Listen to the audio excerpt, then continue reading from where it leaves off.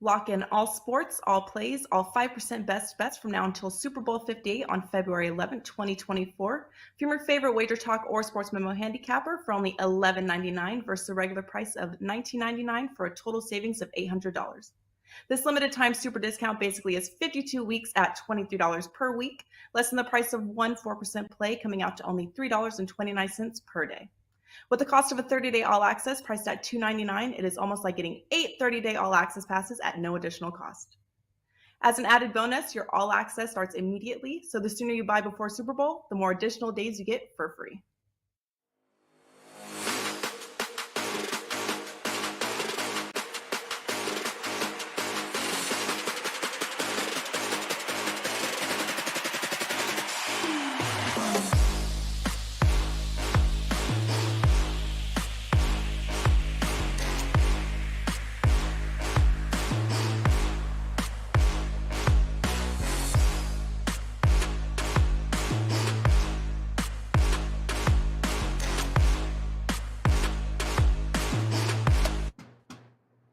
Hey guys, welcome in, and a happy Wednesday now as we said goodbye to January. Hello, February 2023. Crazy to think here. We've got another full month of action in college hoops, and then, of course, it'll be conference championships, and then tournament time. So a lot of ways to be able to cash a few tickets between now and then, and we're going to try to do that here today with three of the best college basketball cappers over at WagerTalk.com. Welcoming back in Drew Martin in the house, as is Adam Trigger and his brother from a different mother. It is Mr. Bryan Power. All three guys ready to roll here on a nice card tonight. We got three games we're going to break down for you. And Drew, did anything tickle your fancy tonight that you got up and available over at WagerTalk.com? Joe, I'll tell you, tickling my fancy on hump day here. We got three games I'm kind of interested we're about to break down. But I'll tell you, over at Wager Talk, I'm frigidly ice cold. Been one of those runs here, Joe. But I did wake up this morning feeling pretty nice, man. And I feel a bounce back coming. So I'm going to start it off today, Joe, breaking down these three games, hopefully with three winners out there. Thanks for having me on, buddy. All right, let's do it here. Trig, nice to see you. You finally landed someplace. You don't have to fly anywhere, catch a train. The Uber guy's not outside. You're home here, which is nice. It's been a hell of a trip since the last time you were on the show. But do you have anything ready to roll here tonight at WagerTalk.com? Yeah, I do. I've got one play so far locked in. I may add something else, but 4% are up for tonight. You can actually get all of my plays for the next 3 days using coupon code GAME3 on the 3-day all access. And that works for Bryan Power as well. I'll let him tell you more about that in a minute. But GAME3 is a 3-day all access coupon code. And I believe it's going to be up for until Friday, so you can use it as many times as you want. One play locked in so far. I've got some opinions I'm going to give out on the show. Yeah, Joe, I'm home right now. Went to the Syracuse game on Monday night. Just what they've done all season, melt away in the final minute. But I will be headed out to see Bryan and Jeff Michaels on Friday night. We are headed to Kent State, Akron. What a game that's going to be. There's almost no tickets left. Like they're going to, I think we're in the student section because you can't even get a seat to the game right now. But yeah, looking forward to it, and hopefully we're still rolling.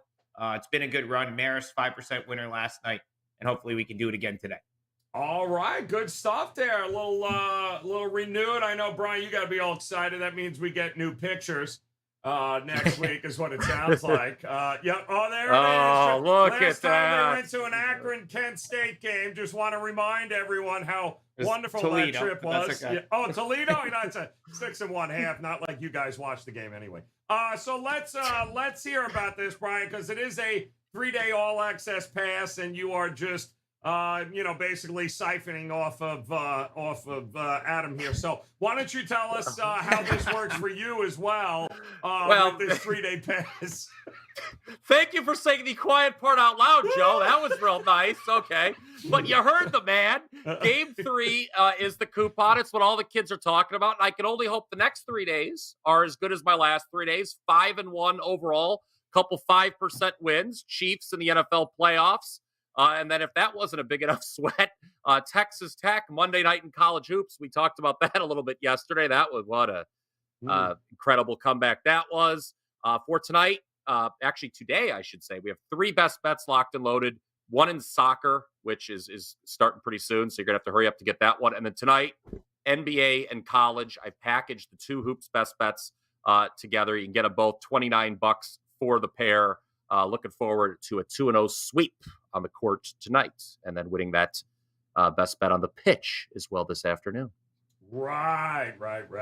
Way to latch on there. All right, guys, we got some games here coming up. There it is. We've got a little biggies. We'll head here. We'll start with Providence heading over to Xavier there. -4 is the number. 154 is the total here. And listen, if it's one thing we know I think it's the dunk now, but Trigg will correct me if I'm wrong there.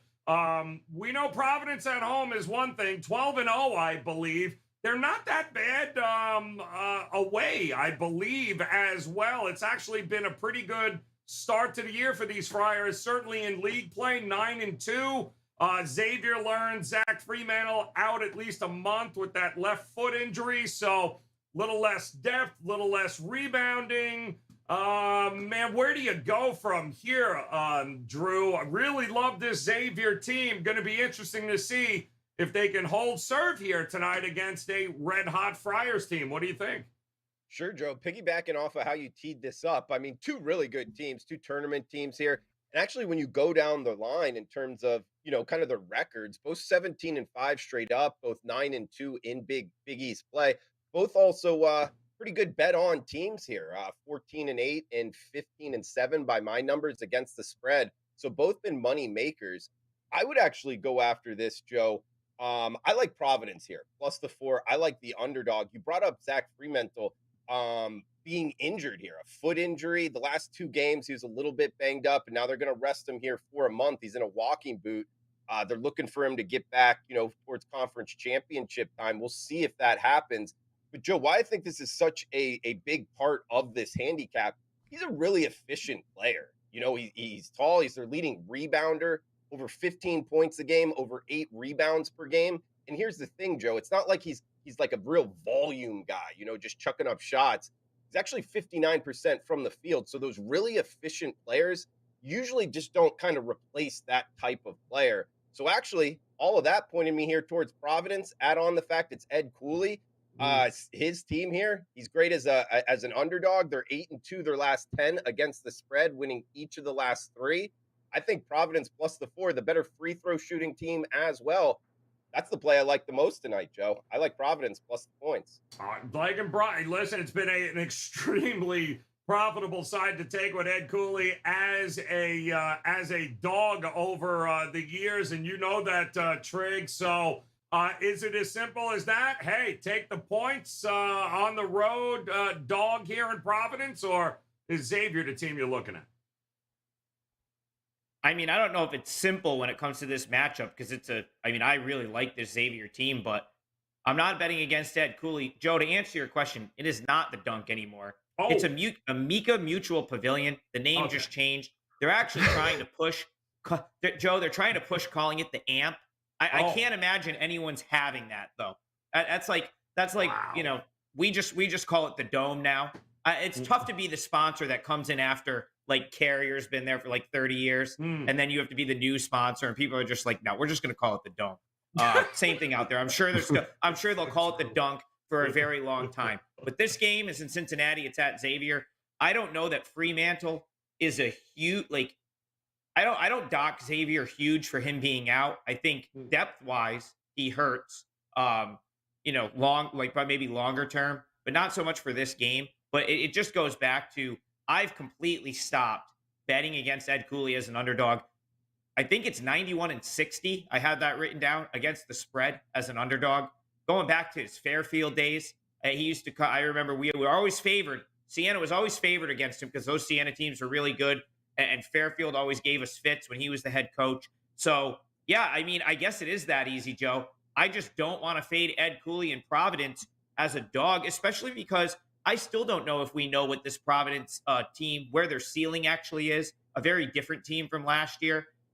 So they could just very well be this good. The market's been wrong on them for 2 years now, pretty much. And so for me, I just am not going to lay points against them. So I'm with Drew. It's Providence or nothing for me here.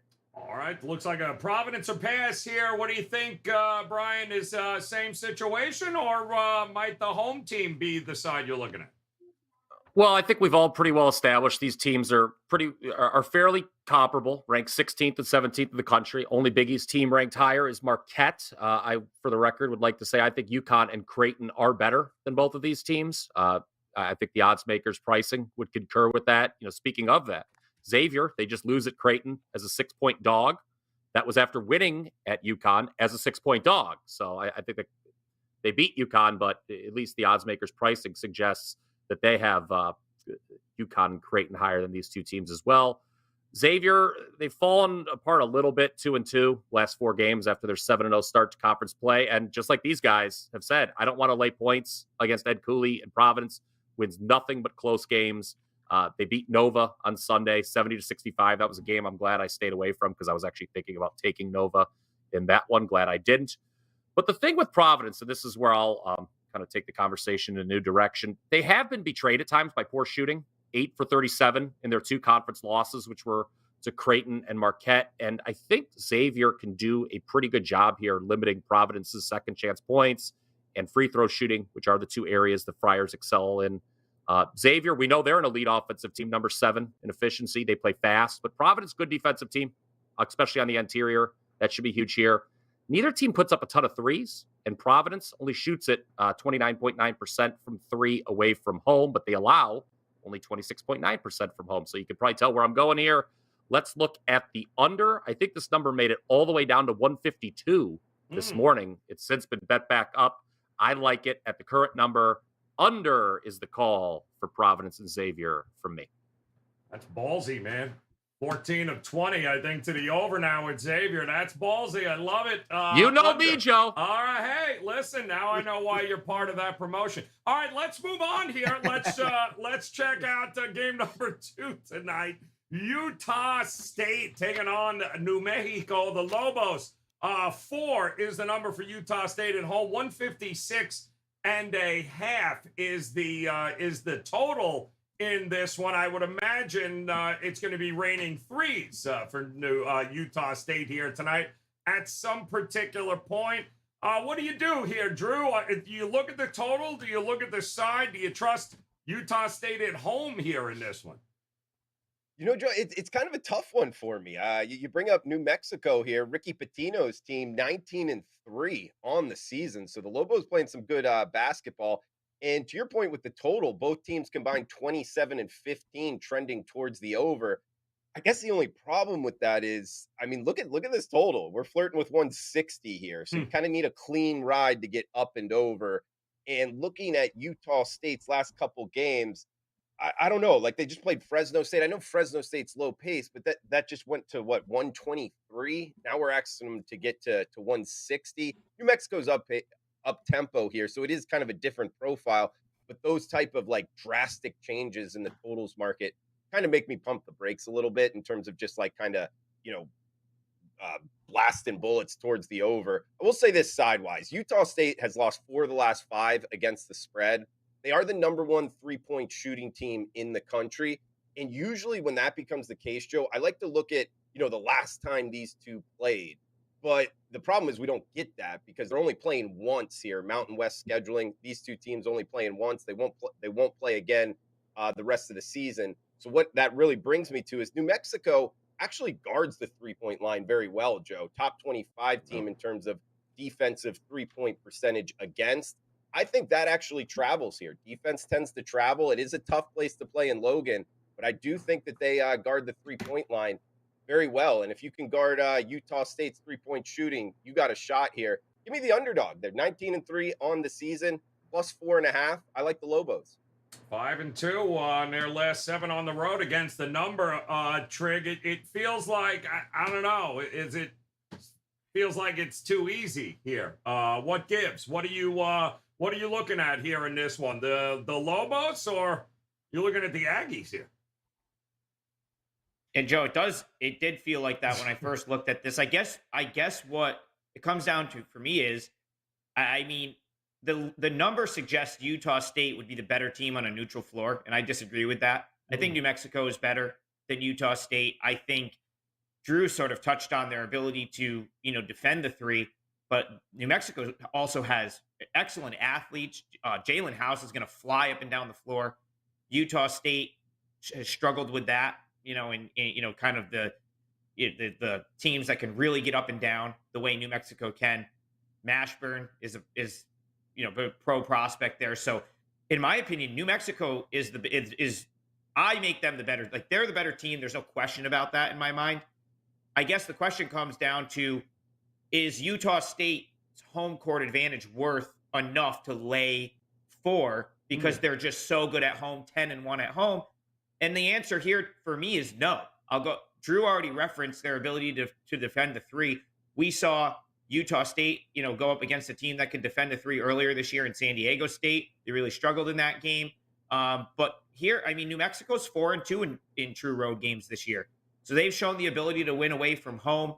I cashed a 5%er on Friday with Air Force in a game where New Mexico really had to kind of pull away late. They didn't play their best game. So I'm wondering if we get a little bit more of a focused effort here from New Mexico tonight with the magnitude of this game. Since the Air Force game was won, it was a home game. They were clearly expected to win. So I think we get a better focused team from New Mexico here. And I do think the points are valuable. So I agree with Drew. I would take the points with the Lobos in this spot. Just think they're the better team.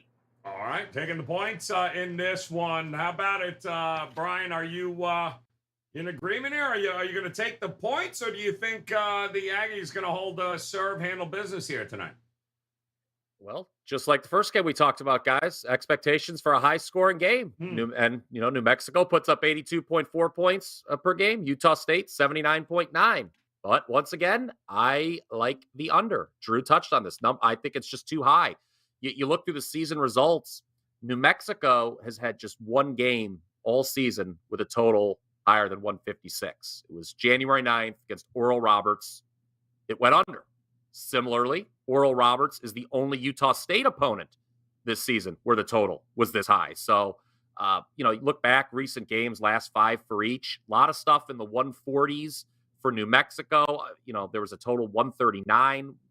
Drew touched on this, 135 versus Fresno State versus Utah State. Utah State, number 1 in the country in 3-point percentage, but can they continue hitting above 40% for a full year? Above for 3? That sounds pretty crazy to me. I think there's some regression there.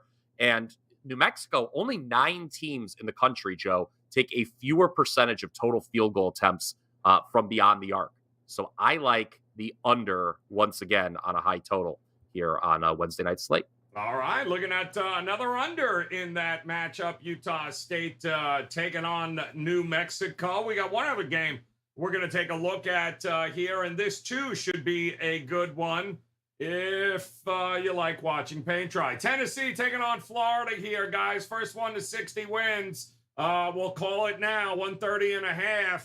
Tennessee laying 5 here, and boy, oh boy, they seem to be really taking it to another level here, this Tennessee squad. Quietly a number 2 team, Drew. Like, nobody's talking about them. It's kind of interesting. Everybody else seems to get headlines, but yet, look at what they got rolling right now. Do you trust them here on the road? Always a tough spot to play. Defense is going to be the name of the game. Who has more of it tonight, do you think? Yeah, Joe, you know what? It looks square here, like laying points on the road. I just think that it's short, Joe. I really do. So I guess to answer your question quickly, I would say yes, I do trust the Vols here. I mean, they're 18-3 on the year. They're 7-1 in conference. Rick Bryan, the great coach. But making the trip to Knoxville to Gainesville can be tough. And Florida, you got to give them credit. I'm not 100% sure what they've done on defense. Part of it is scheduling. but they haven't let up more than 64 points in almost a month here. So they're playing good defense as well. Laying points in that environment isn't something I love to do. I do look towards the under. I mean, Florida is 7-14 on the season, trending towards the under. You brought up Tennessee, how good they are. They're kind of almost under the radar. I haven't heard a ton of people talking about them. The number one defensive efficiency team in the country. Look, Joe, overall, I just think this number's short. I think the market, the odds makers, people coming in here, trying to get a little bit too cute with Tennessee just -5. You're going to get the better players. In my opinion, you're going to get the better coaching with Tennessee. Could it blow up in our face? Yes, but I do think it's too short here. So you need a bet. I don't love it, but give me the Vols -5. All right, lean towards the Vols and laying it. I'll give Florida credit. I mean, defensively, Coach Golden's got these guys playing. I can't trust them offensively to score enough here, Trig, but they are home. They've been a giant pain in the ass to some other pretty good defensive teams in the SEC. Take the 5, lay the 5. How do you approach it? So this one's tough, and I'll explain what I've been noticing that's happening in this game that I've now noticed. Looking back at the last couple of years, I've noticed a trend, and the books are figuring out they're shading the spot plays that years ago we used to say, the spot for Florida, it's so clearly the spot for Florida. They desperately need this win. It's a huge game. It's at home. No one's going to argue with this being the spot for Florida. The problem goes back to what Drew mentioned. The line is too short because the books have already come in and shaded it because they know that it's the spot. That's what's happened the last couple of years. And I honestly think that's why I didn't have a very good basketball season last year. I mean, last year was my one losing season in 10 years of tracking my results doing college hoop. And I think this game, playing Florida in this spot, was the reason for that. It's in my opinion, it's too short. Florida has been awful against the top 50. They just haven't been good against good teams. I'm way high on Tennessee. That's one of the teams. CT Betts and I have a nice Tennessee ticket to win it all. We bet it before the season. So that's a team I'm very high on. They're now the number one team in KenPom. So I'm kind of with Drew. I mean, if I'm just looking at these two teams side by side, and I'm just taking the sort of desperation of Florida needing a big win out of the equation, Tennessee looks like the far better team here. So I lean toward Tennessee for that reason against the number, but I'm not going to discount the fact that this is the clear spot play for Florida. And guys, I've pretty much just found myself throwing these games out in a lot of these cases because I just don't think we're getting the right number to back Florida, but I don't really want to lay it with Tennessee on the road. And so that's just kind of how I see that matchup. And I think it applies to a lot of these ranked versus unranked type games. Thought we would get more from Castleton this year, but it's been a tough transition for them. But they still like to play a little defense too there, Florida. So what happens here? They've gotten out there and paced too. The only problem with going under here is any chance Florida dictates pace here, you think, Bryan, or is it just a dead under for you as well? Well, based on what I've said the other two games, you'd probably figure I'd take the over or something crazy like that. But we're not going to do that because we need to talk about Tennessee's defense in this game. As Drew touched on, number one in efficiency over at KenPom, number one in scoring, 54.5 points per game allowed. Number one field goal percentage allowed, 34.5%. But what we really need to talk about, I don't know if you guys have seen this or read this. Tennessee's three-point defense this year is historically incredible. Teams are shooting 22% from three against Tennessee.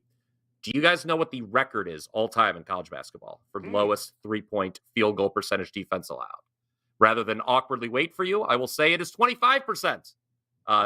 So they are 3 percentage points lower than the all-time college record. There have been a lot of missed threes against this Tennessee team. Now, the question is Florida the team to make some of these shots? Well, if you watch their last game, the answer would be no, because they were 4 of 22 against Kansas State, scored a season-low 50 points, and they're only hitting 32.3% from three for the year. But Florida, as we've all pointed out, good defensive team as well, top 10 in the country in efficiency per Ken Pom, I believe number 8 to be exact. Trigg, I thought what he said about odds makers shading these numbers was outstanding analysis, very astute, but I'm going to be very stubborn here.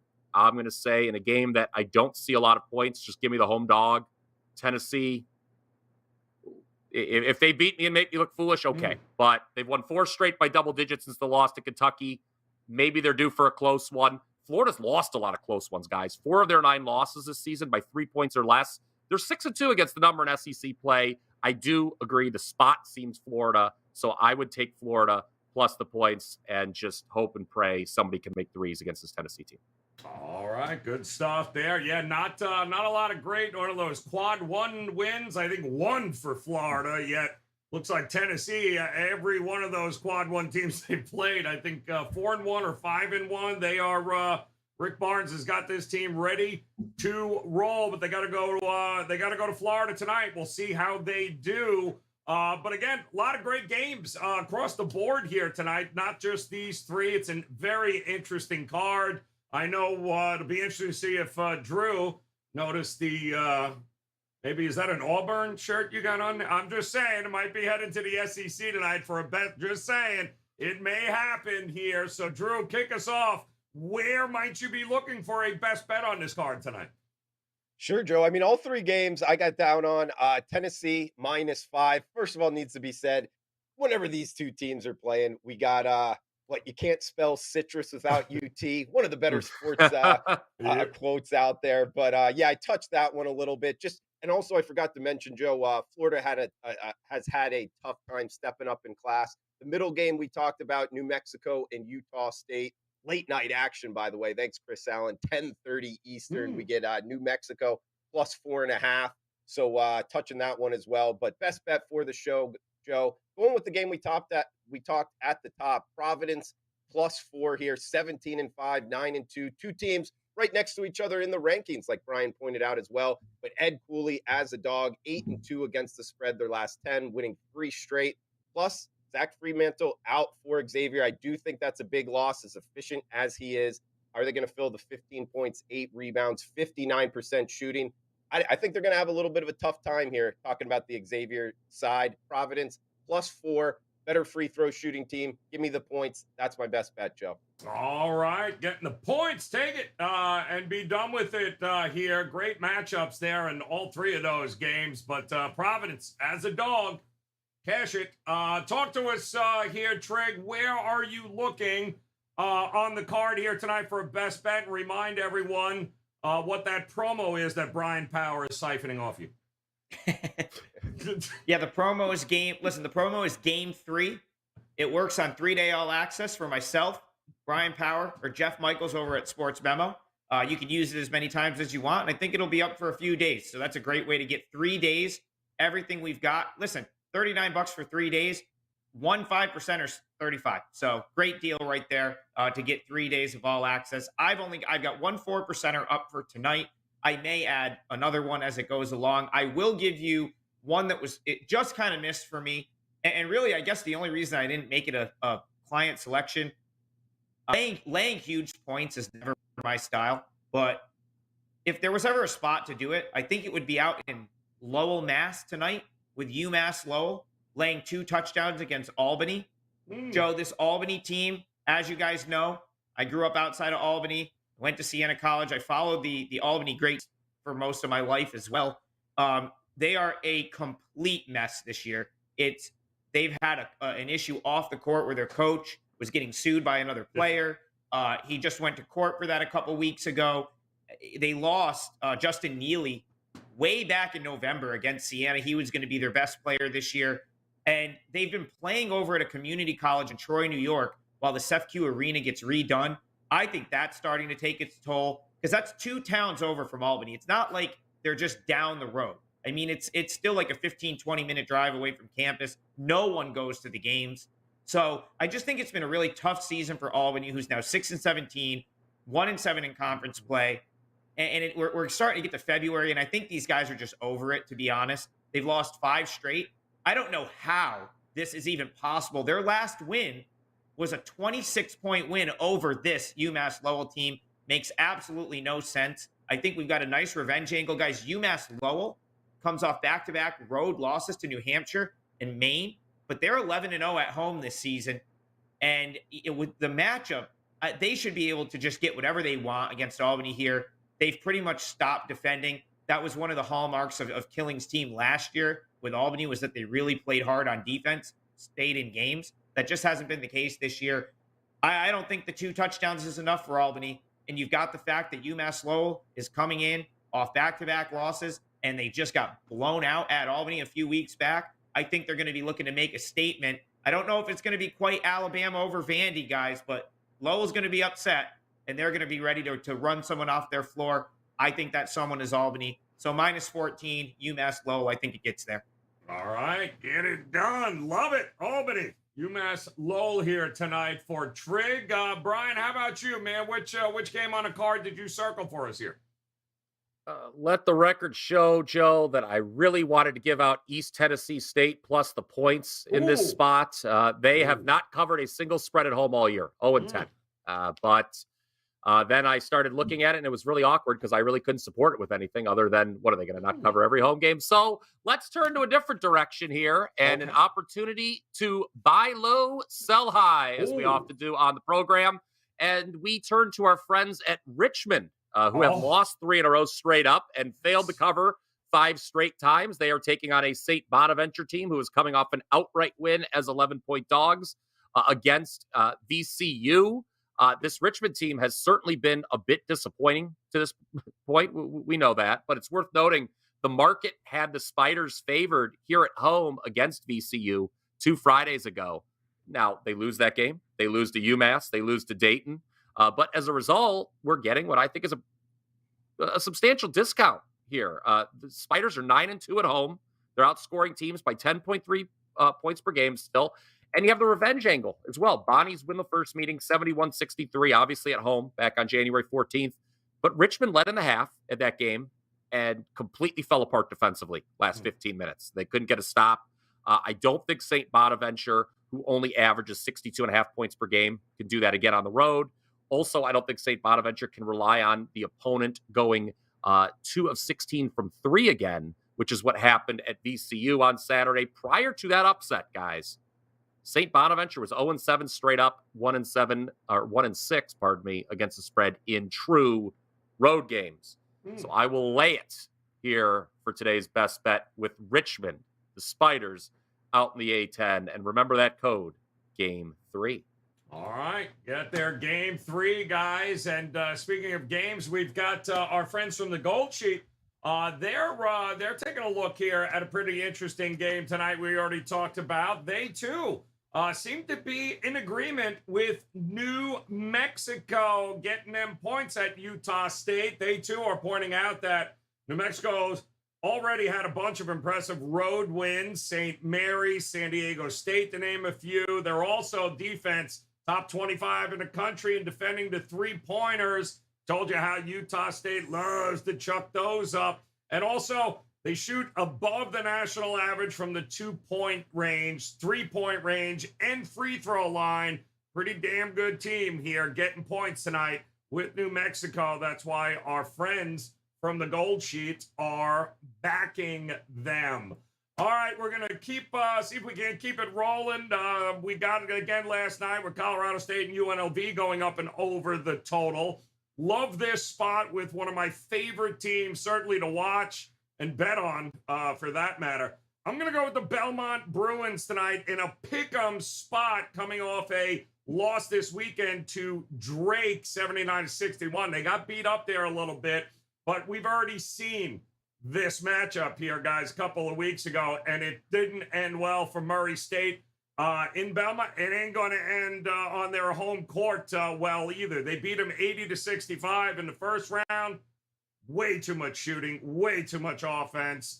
Give me the Belmont Bruins. I pick them price. I got no problem watching them bounce back and run over Murray State. One more time here, guys, for a quick recap for you with Drew.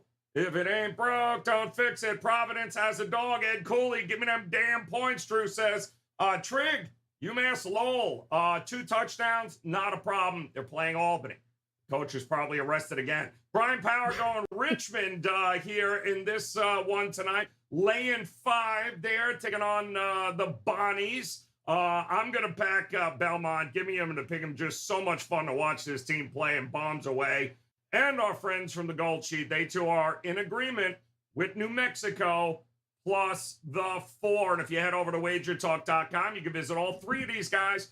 Drew Martin, Adam Trigger. Don't forget that Game 3, guys. That's 3-day all access with Drew, as well as Bryan Power.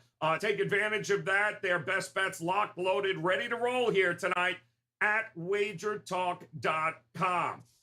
There you go. There's that promo. And I'm telling you, it doesn't get any more exciting There you than go. when these two get together and go to basketball games. The only thing more exciting is them combining to give you guys basketball games. So promo code Game3, take advantage of it with these two guys. Outstanding stuff there, Will. As always, guys, come on back. Join us again tomorrow. We'll have updated photos when they do go to this Kent State game, I promise you. Until then, on behalf of Drew, Adam, and Bryan Power, we appreciate the time.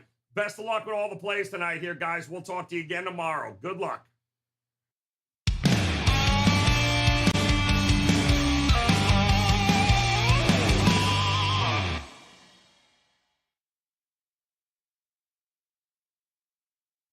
Lock in all sports, all plays, all 5% best bets from now until Super Bowl 58 on February 11th, 2024. From your favorite Wager Talk or Sports Memo handicapper for only $11.99 versus a regular price of $19.99 for a total savings of $800. This limited time super discount basically is 52 weeks at $23 per week, less than the price of one 4% play, coming out to only $3.29 per day. With the cost of a 30-day all-access priced at $2.99, it is almost like getting 8 30-day all-access passes at no additional cost. As an added bonus, your all-access starts immediately, so the sooner you buy before Super Bowl, the more additional days you get for free.